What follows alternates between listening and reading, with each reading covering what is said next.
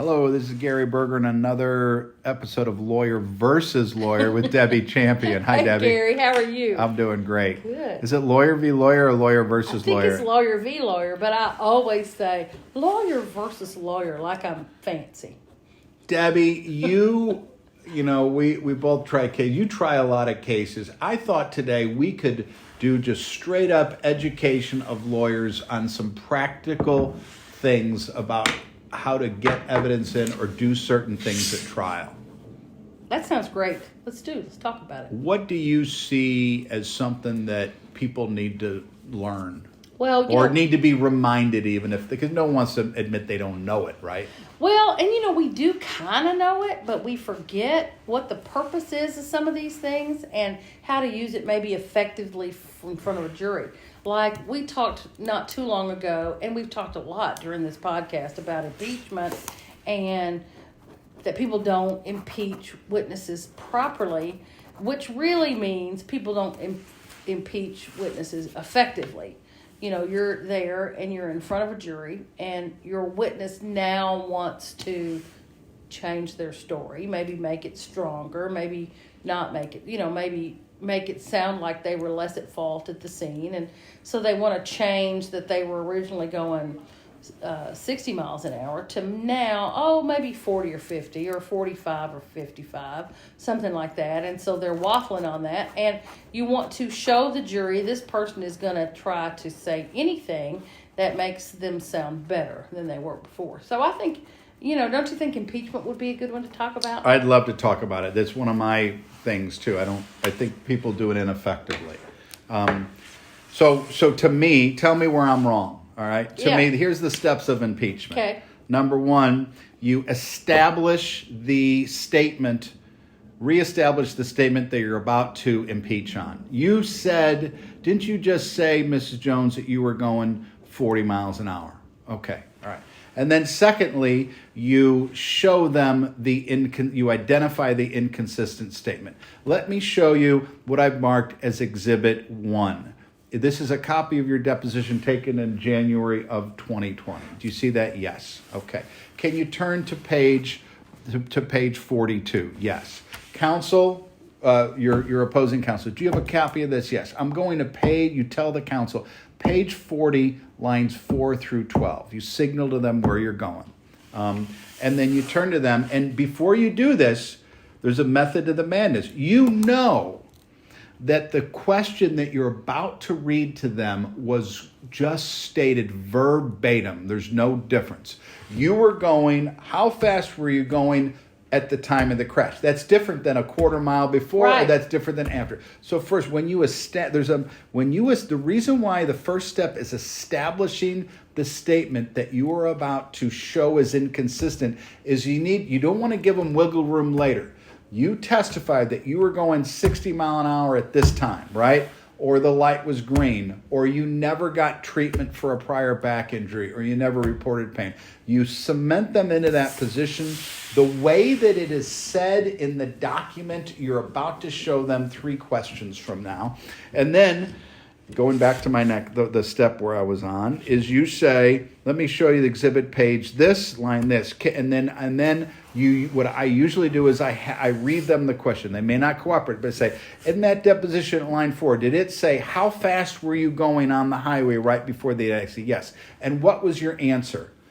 Do you want me to read this? Yes, I do. The answer was yes. Okay. And that's page 40. You said yes, correct? Yes. You didn't say anything else then. Is there anything else after that word? Yes. No. Okay. Thank you. And then you're done. They've been impeached. They're done. And so what you're saying is sometimes you ask them a question and the question is a little different. So maybe you say, so how fast were you going before the accident? And they say 40. And in their deposition, they said something different. And so you look it up while you're talking because you've got your outline already that has, I got to go to page 26, line 4 to see what they say about this. And you look at it, and while you're talking with them, you realize the actual question was, how fast were you going at the time of impact? Not before the accident. Those are a little different. And so you need to re-ask them before you impeach them. You say, so how fast were you going at the time of the impact? And then they again say 40. But when you look at the deposition, the reality was in that deposition they said 55 or whatever. So that's what you're talking about when you say you want to establish the statement, so that it is exactly the same question. Now they're telling a different answer to. Yes, and when I started with how to impeach, I started how to impeach. Moving back a step, when I am, and this is what you're saying too, is when I prepare my cross-examination, I write down my cross questions exactly like they're in the deposition transcript, and then after the question, I put the page and the line number where I got that. So let's say I'm going to ask 15 questions on cross. Each of the 15 questions are listed along with the page and the line number, so that if they don't agree with me, I know exactly how to cross. It looks very smooth, and it looks like I know what I'm doing. So I prepped that going into it. Yeah, and I am sloppier than that. I try to follow my outline that I have to do that with, but sometimes I'm sloppy, and I ask it a different way. But then I try to remember I got to go back and make sure I say exactly what it was that person said. And something else I like to do is I sometimes like to say, well, let's pretend you're impeaching them from a police report. So the police report, they didn't have to tell the truth like they are right here. So right here that you're in court and they've raised their hand, they've sworn to tell the truth, and they're trying to tell the truth to the best of their ability. And so then you have people on that jury who are going to be mad if they say they weren't trying to tell the truth to the police officer. So I try to do something like that. Like if it's not a deposition, if it's a deposition, I generally say, now, at this deposition it was taken such and such date, right? And you remember going in, you remember raising your hand like you did in here today. You swore to tell the truth, and you wanted to tell the truth, right? You tried to tell the truth at that time. You didn't have any reason to tell something that wasn't true. At that time, you weren't, sometimes, I even say this, Gary, I say, now at that time, you weren't in front of a jury asking for money. Sometimes I do that. Well, but you only do that, well... once. You only do that if you really got a good impeachment. Absolutely. Because you don't want to, it's got to be the right case. Because then I've been a smart aleck for no reason to this witness. But I mean, my point is, even when they haven't sworn to tell the truth previously. It's a great point. Is that sometimes there are prior statements that they've made. It could just be a statement they made to an insurance carrier that you're trying to get in, or a statement that their spouse said they told them about some or other a statement in a ROG answer that the lawyer did. Yeah, exactly right. You want to point out, well, you would have wanted to tell me the truth in this. Yeah, you do that. Or you when you were at the scene, you were telling the officer the truth. And if the police report's in your favor, you say that that was a lot closer in time to the event than this deposition, right? That's exactly right. So, 2 years ago, minutes after this incident, you told the officer this, isn't that correct? And you need to establish. I always go into this. A lot of this is done in a deposition, though, before trial, where they've adopted these statements, too. It's usually not the first time using the police. So, but, I move around, too. I'm jumping back to you said I'm not always that order. I move around, too. The other thing, people think that if you're getting up with that transcript that you have to use it. You don't. I've also gotten up to 2 points on that one. I've gotten up to do it, and I'm looking at the transcript, and I'm going, uh-oh. It's a little different than I wrote down. So then you have to stop all the time. So then what I do is I stop myself and I say, hold on, wait a minute. I'm sorry. Let me ask you this. Is it correct? And everybody knows that I'm reading from the transcript. And I make is it true that you didn't know that the dog had vicious propensities? And and they say, oh, yes. And then they'll change their answer when they see they're coming. And then the second thing is that the reason why it's important to do this right is you cabin or curb the witness.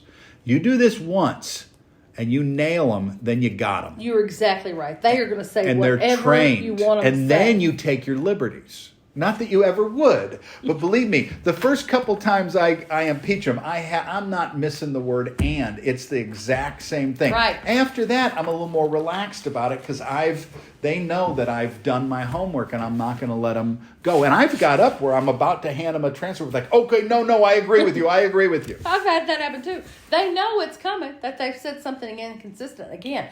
But the key is I'm using this sworn statement. I want them to know this is different than what they previously said. They were under oath back then. Now they're here trying to ask you for money, so they're changing their story. And hopefully I established that in my opening already, that stories are likely to change when you get to trial. But then, once they get that, you don't have to go through all that fancy language. No. You just say, what'd you say here? Okay, look at this. You just said this. What'd you say here? They get, oh, well, he's lying because he just said A, B, or C. Or not lying, but guessing even, maybe. You got to do it right the first time. Yes. And then it goes through without objection. And, if you're against a good lawyer on the other side, they can object and throw wrenches in your smooth thing. The other thing is sometimes they won't read it. And then if you get any pushback about not wanting to read the word yes. Well, what question do you mean? You say, hold on. You say, hold on. And then I take it and I put it up on the screen in front of them. And I take a little bit of time to do it. So everybody knows we got to wait to turn the Elmo on, let it power up, put it there, and you have it highlighted. And did you say yes? Yeah. So that everybody knows that they're being a pain in the rear. Yeah. And then if you get them, were you telling the truth versus now? And then sometimes I say, look, and I know you're not supposed to answer the question you don't know the answer to, but I do this too. If I have something really good, I say, now you said all this in your deposition or all this, and I have now all this evidence. There's a disconnect between those teams. They can't both be true. And then I just say, can you resolve the tension between those two? Can you tell me why they can't both be true? Can you explain to us why? And then they don't have any. Then they sit there and go, Or they say this. Well, I remember it way better now than I did back then. When everybody in the courtroom knows that's impossible. Yeah. And you say, well, you mean like before it was 2 hours before? I had that, and then I had a guy tell a story in front of the jury, and I set out, well, here's the statement you did here. Here's the email you sent here. Here's your interrogatories. Here's your answer. In none of these documents does it say this that you're saying now. Where did this come from? Right. How did that happen? Or maybe they all say the same thing, but you have a medical record that is now into evidence through the business record exception.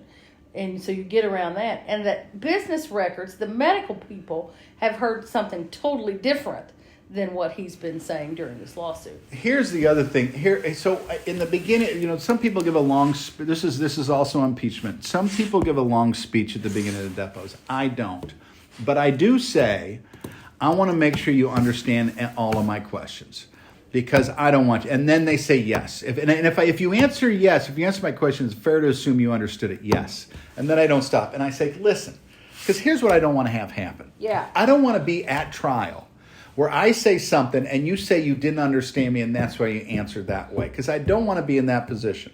So, and I also say these days we're on Zoom and technology, and I may jump around. I may ask a bad question. So if you're going to answer, I want you to answer exactly. And I've had many times where at trial I've read that to a juror, to the jury, because you're impeaching them. They say, "Oh, I guess I didn't understand you," and say, "Well, remember, look, I said I didn't want this to happen." And then, or when they're like, if you're in a deposition and you're trying to get impeachment stuff, I will literally say, listen, it's really important to know exactly how this story happened so you don't change your story at trial. Yeah. And then 2 years later when you're trying it and then you read it and they're like, see, I knew this dude was going to do this. I think that's also important for experts. Because when you take a discovery depo of expert, the expert will later say, well, I didn't understand that to be what you were asking. Well, hello, we've covered it. Because I generally don't do that, but I do it with experts.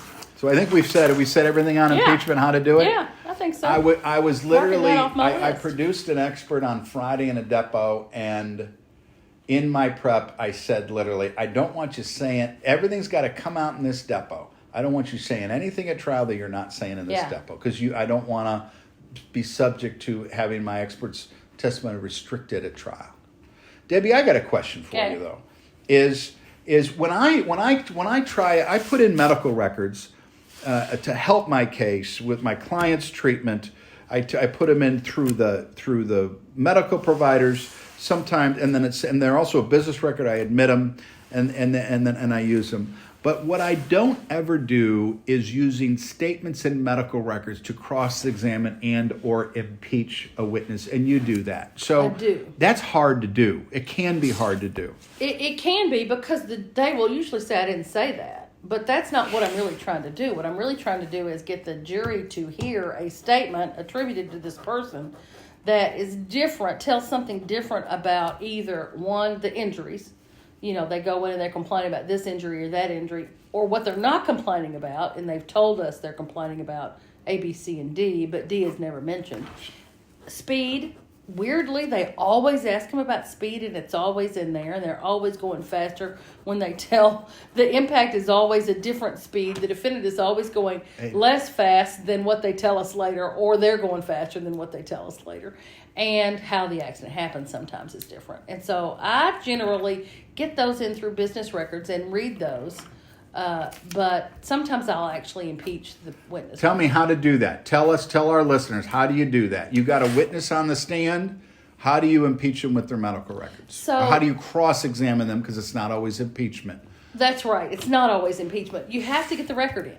And so in order to get the record in, you have to have it in through the business records affidavit, or you have to have taken a deposition of the medical records provider. But most of the time, you and I will get those in through business record affidavit, filed 2 weeks before trial. What if you're getting up to cross and the plaintiff didn't put that record yet in, and that's actually not in evidence yet? Do you stop and say, I would like to move this? Yep. Tell me about that. That's a really good question. First of all, I file my own business records. And so I generally have, because I have everything, we've talked about it before, I have everything marked in the case in my file. If the plaintiff didn't put it in, I have my own records marked that I have already put and filed in court 2 weeks before, if I'm ever going to use them, if there's anything I want from there. So while I'm talking to this witness, maybe in the middle of this examination, I'll say, Judge, I'm going to identify, for identification purposes, I hand you exhibit number such and such, which is supported by the business record affidavit we filed before this court. I'll do all that generally in front of the jury, but kind of quick. Sometimes I do it behind, before the jury comes out.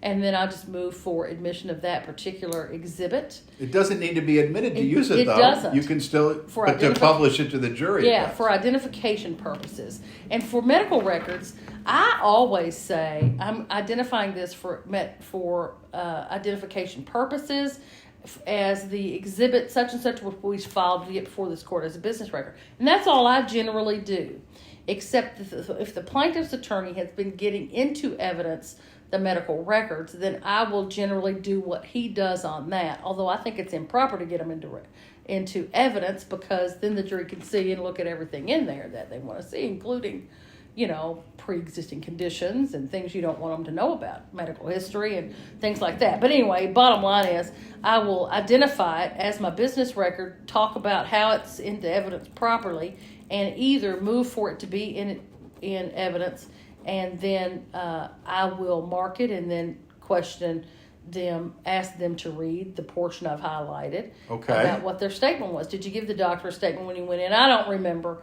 Okay, so at any rate, you've testified that you were going such and such. Yes, and so remember the doctor's asking you what happened. Yeah, and so I just started asking them. And you say, and that. So, but tell me. So you say, here's the doctor's note from March 7th, or what do you do? Yeah. So I'll say, here's the emergency room record. Have you had a chance to see this before? No. Okay, well, I'll submit to you that this has been identified for the court as the business record that was prepared as a result of your visit to the ER on such and such night at such and such place at such and such date. And there is a comment here about history. Can you look over that? All right, now in that, did you tell the court, did you tell the doctor such and such? Most of the time they'll say, yeah, or apparently, or something like that. But I don't care what they say, because I really just care about asking the questions so the jury knows what's in there. And if they say, yeah, I told them that, then they've told an inconsistent statement from what they previously said. Do you publish that to the jury or show that to the jury while you're doing it in your cross? It depends on the case. Okay. It depends. And how good the inconsistency is. And if there's anything else that I might not want them to see that might get in there, when I normally do that is in my case. I go back and read that evidence. So you get it twice. Yep. That's smart. And 3 times if I can get my doctor, if I know about it before my doctor's depot's taken. All right. And then, so what about with... do you also do, so you do that, what about with pain ratings? You do that with pain ratings if they say they're fine type of stuff? Oh, yeah. I see what you're saying. Yeah, I'll do that, but people don't. Sometimes that's risky, because they can say this, yeah, on that day I was fine. On That that day, is. I was fine. That is. So it's kind of risky because it allows them to answer beyond that. When if I do it through my own doctor, or even if I cross-examine your doctor, it's a little cleaner if I say, and on this day they said this, right? And on this day they said this. It's a little cleaner because the plaintiff will always tell you, well, yeah, on that day I felt fine, but then the next day it was not good. Right. Well, And that's probably the truth. What is a good practice? What do you see plaintiffs' lawyers doing on the other side to address that? About the pain rating issue? No, or about any of these. Nothing. About any reading the stuff from the medical records. Well, sometimes they object, but if they're going to read from the records, I'm going to get the records. But there's not a whole lot you can do with the statement that they give. What they do is they read the other statements to medical care providers that aren't inconsistent during their portion of the trial. Right. They'll Right. point out, well, they may have said a number of different things. Or Do they complain about whether the historian who was writing it did it accurately? sometimes, I do that sometimes. I think it's best to get away from it. For the plaintiff? Mm-hmm. I do Just things point out like... what is consistent. Like when if I depose like an ER doctor or something, I was like, listen, you got someone in Yeah. there. You're ready. Were you worried about getting the facts right on? No. Were you worried about it was 55 versus 65? Right. No. Right. Okay. Or I'll ask my client that on redirect. Or the other thing that I was thinking while listening to you, I was thinking, if I was a plaintiff's lawyer and I was putting somebody on and I knew you were about to stand up, I would at least talk to my client about, have you reviewed your medical records? Right. No. But were you aware that in some of the records they may say left versus right, or they may give you a pain rating of this or that? And do you have any control about what nurses and physical therapists type in their computers, or whether they type it right? Do you have any control of that? No. Yeah. Okay. But is that good or not? What you should probably say to them is this. So you were hurting, and so when you went in there and they wrote left, did you say left? I don't know what I said. I was so nervous and scared when I went in there. I don't know my left from my right. I have a hard enough time when I'm not in an accident telling my right from my left. That's how they should answer. That's a smart. It's beautiful. When that happens, you're like, dang. And then you have to move on. You know what I've seen some defense lawyers do wrong in that is they'll do this pain rating like a 2 or a 1, and they'll go through that. And then what I do is I get up and I make it, because I'll say, yeah, you did a 2 or a 1, but look at 2 days later, you rated it an 8. And then I'll take them and I'll really show that they were trying to cherry pick records to create a false impression. Then I'll say, do you know why defense counsel was trying to cherry pick records to try to create a false impression of your level of pain? Do you know why they were doing that? No. I don't care what the question is. Right, I'm don't care what arguing the the answer jury. is. Yeah, and I think you're exactly right. You should be really careful about pain ratings, because if you're treating for 6 months and they go generally down from an 8 to a 7 to a 6 on average, then point that out. Point out they started out up here, but by the time they left, they were down to 1s and 0s, right? Yep. That's pretty effective. But if you're picking things out, I want to go. Let's move on. I want to know about 2 other things. I want to know about getting business records into evidence. Well, you're the expert on that. And getting pictures into evidence. Well, so in Missouri, you get a business record affidavit, and then you have to file that give it to the other side and file a notice with the court at least 7 days before trial. Is it 7 or 14? 7. I thought it was 7. I think you're right. I think I always think it's 14. Then you don't miss the deadline. Yes, yeah, I think that's smart. Right. In Illinois, there is no business record, and I try cases in Illinois, so I have to go. Most of the time, the other side stipulates with me, because because if they don't, then you have to issue like 10 subpoenas. You're ready to go do business records, and then they say, "Oh, okay, fine." But then if you don't have that, the business record of foundation is you identify it's different than authenticity. You still need to identify the document. Is this a contract? Is this a contract between you and someone else? Yes. Is it dated this day? Yes. Is this a true and accurate copy of this? Yes. Is this your signature? Yes. Now that's authentication. Business record exception, though, that's still hearsay, or a copy of it's hearsay. So that you need to prove that this is a document that's kept in the ordinary course of business, that it is the ordinary course for that business to record that information or generate that document. and that the matters in the document were made at or near the time of the occurrence. That's right. And that this is a business. Then this is a true and accurate copy, and this is a business record of the entity. Contemporaneous with or near the time. That's a biggie, as well as what you said about ordinary course business. Because sometimes that's not true. Sometimes it is not a business's job to collect certain kinds of information. I don't know, but usually, and remember that gets that document in, but it may not that may not cure that record from seeing everything else. There's still rules about collateral source and insurance information. There's still rules about hearsay within hearsay. There's still rules about that. And the reason why in your example about crossing with a medical record is a admission by a party opponent is not hearsay. So as long as you get that in, even though there's other declarants in that, you get to say that because that's not hearsay. And if anybody wants to hear more about this nuts and bolts stuff on business records or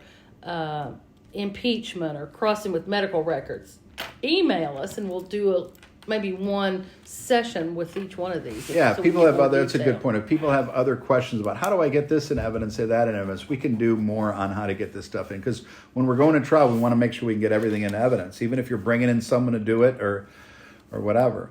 I was at a trial one time against a good lawyer, and she didn't have her business record, and I said I objected, and I was right, and then she turned and said, Judge, you want to hold this trial so I can go subpoena someone and go bring them in and blah, blah, blah. And I capitulated. I just let her use it because it wasn't a big deal. I didn't want to fight that fight because maybe I'll need it. That just shows you they don't communicate beforehand. Yeah. I mean, I'm never going to fight about agreeing to business records if it's before the deadline. Right. Let me ask you this. We got some time. Here's a question that how do I get a picture in evidence, Debbie? Okay, so you're better at evidentiary foundations than I am, but I think all you have to do is show it. They have to be able to identify it, and it has to look the same or reflect itself as to what it shows. It's a bad way to say it. I forgot the term of art, but in essence, the photograph has to show what it is designated or deemed to be shown in that picture. So let's say, for example, you're showing a vehicle. It's a vehicle from a car accident, and does this fairly and accurately depict the damage that you can see. So it may not show the whole thing; it may just show the front right side. And so the question is, does this fairly and accurately depict the vehicle as it looked on the portion shown in this picture after the automobile accident? But it may also look the same way before. So you have to say, does it fairly and accurately reflect the damage done during the accident to this area shown? Then maybe you got to show the left side, and maybe you got to show the back end in order to get the whole picture in. Picture in all caps. I mean, the whole quote picture, meaning I'm establishing all the damages, but you can't do it in one photograph. Right. So all the photograph has to show is it has to fairly and accurately depict what it's intended to fairly and accurately depict. Right. And then remember that if you go and take pictures of a scene afterwards and want to use them in a trial, you need to say, did this fairly and accurately show what you see in this picture at or near the time of the occurrence? That's right. Yes. Is this a picture of the stop sign and what you would look at if you looked this way? Yes. Is this what you look? You're familiar with that. And you need a foundation. You can't do. The person had to know that intersection. I've seen it. Yes, I have. I know what it looks like. I'm drive there every day. So they need to be able to see that. And sometimes people go through an intersection a ton and they can't identify photos of it. They can't. That would probably be me. You need to get your witness ready to say yes to this. You have to get it. You may have a witness. Folks, don't say yes to this. Don't argue with me. Right. I've had that. We're like, I'm not sure this is it. I'm like, oh great. I guess this isn't coming evidence. I know. I'm like, can you work with me here? It's frustrating. Here? And so then what do you do in that scenario? You can't show it to the jury yet. You've got a witness on you need to ask questions about. And so at that point, you can ask them to assume. You just can't get into evidence yet. And then after they identify it, then what do you do? Do you turn to the court and say, Your Honor, I move to admit exhibit blank into evidence? I think it depends. I think you can say, I want you to assume that this, if they don't know what it is. Right. If you can't, right, yeah. And then you call up your guy and say, hey, what's this? Oh, that's the accident scene. Does it look the way it did at the time of the accident? Right. Then you admit it. Right. Well, that's gets frustrated. Let me ask you a better question. If they agree with you, if the witness is going through, do you wait till you do all the pictures and then admit them, or do you do it picture by picture, or how do you like to do it? That's a really good question. It depends on what I'm showing, but if I'm just showing accident scenes, if I have questions following up that I want to ask about that photo, I'll do them one at a time. What about publishing to the jury? Do you see people not asked to publish things to the jury? Yeah, all the time. And isn't that still the rule? You have to ask. Yes, yeah. I tell you what kills me. You go through a whole trial. I forgot. We did that episode on what you hate. Oh, yeah. And that's one of my pet peeves that somebody does, and they start showing. I'm like, you can't just go hand stuff. But even worse than that, you show a jury, and this is the different extreme of the person who is so into technology that they rush and show the jurors things they shouldn't be showing them. These particular people are the ones who show all the photographs to the witness. The witness identifies them. The jury never sees them. That's true. I've seen it over. They don't even show it. They don't ever see them. Right. And you can see the jury strain and try to see what the photos look like. They don't see them. No, they want to see them. So what I would do is I do it, and then I do it. A judge. Then after we do all the pictures, I say, Judge, I move to admit pictures 1 through 7 to the jury, and then if that's going to help them with the rest of my direct, then I say, Judge, I'd like to publish these to the jury. And tell how that works. And you ask the court, Judge, permission to publish these to the jury. Yes, you can. And then say, I would say, Judge, I have these 7 pictures. And then you go to one end of the jury box, and then you start handing them to them. Or more often than not, you have to ask the bailiff to hand them to them. I'm sorry, that's probably what I should do. Probably. I've done it, or I've set it up to the jury and let the first person grab it. But then sometimes the judge will say yes, or the judge will say, yes, Mr. Berger, go ahead. And you say, should I give them to your bailiff? And then they'll pass the pictures one by one, and you just sit there and let them digest it. Remember, this is for the jury. This ain't for you and the witness on the stand. You sit there and let them pass it, and they're going to notice stuff you don't notice. That's You'd be exactly surprised. Right. And that's particularly important when you're showing injuries. Particularly important. Yeah. Because otherwise you've got this plaintiff on the stand. This plaintiff is testifying about their injuries. You're showing pictures of that plaintiff. They're seeing the plaintiff. But if you can get those in so that each juror has the opportunity to look face to face with that photograph, it's pretty compelling. Debbie, we've been going long. I wanna let's just one more thing so we don't have to do this and then let's do a separate one on voir dire questions and stuff. But what about taking judicial notice of things? We do that in a lot of trials. I mean, you and I would want to get in stopping distances. That's judicial notice. Tell me about that. So there are in the driver's manual, for example, there are statutes depending on the state you're in, or the driver's manual that the Department of Revenue has identified that includes that you travel. What is it? 1.5 foot per mile per hour. That stops how many feet you travel per second, how long it takes you to stop. What's the stopping distances between different speeds. Reaction time, and that's generally by statute or case law. Certain things that the court knows that is well accepted in the community so that they can simply identify that fact as fact. Right, and so you don't have to have a separate expert in. Right. And so you would say, the one that I use a lot is, I always had it that it's 0.75 seconds to react and 0.75 seconds to get your foot on the brake. So there's a case that says perception reaction. Yeah, thank you.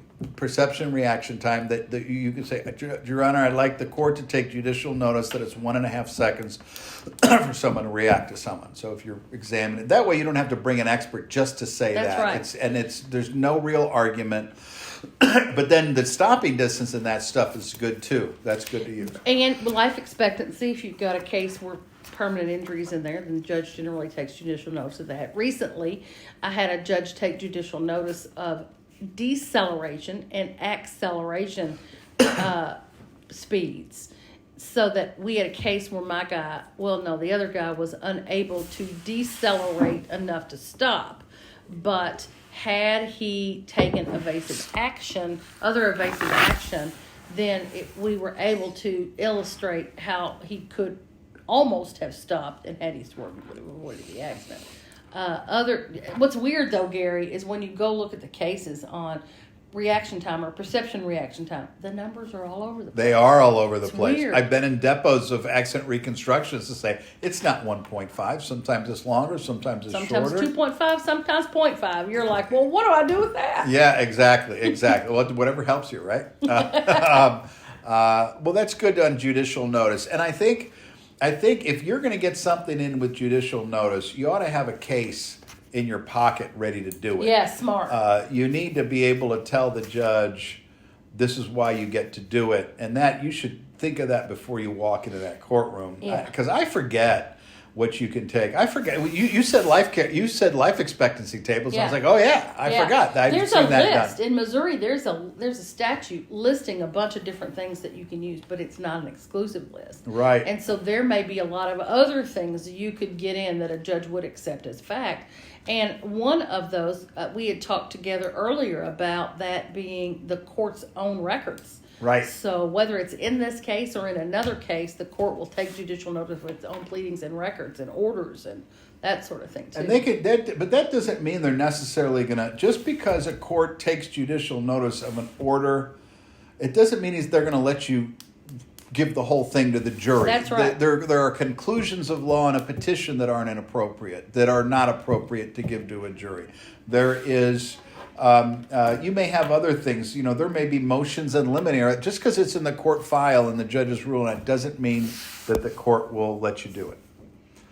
Well, these are really good. Some really good nuts and bolts things about what to do at trial and how to present evidence or conduct actual examinations at trial. Debbie, I appreciate it. Thank you. It is good to see you, Gary. If you all can think of any other topics you want to hear us talk about, we'd love to hear it. Email us, Gary@burgerlaw.com. And dchampion@rssclaw.com. Yeah, email us. We'll answer any of your questions on how to get things in evidence or any other questions. Or if you have any good topic ideas for a podcast. Once again, great to talk with you about trials and litigation, Debbie. You too. Thank you for checking in with Lawyer v. Lawyer.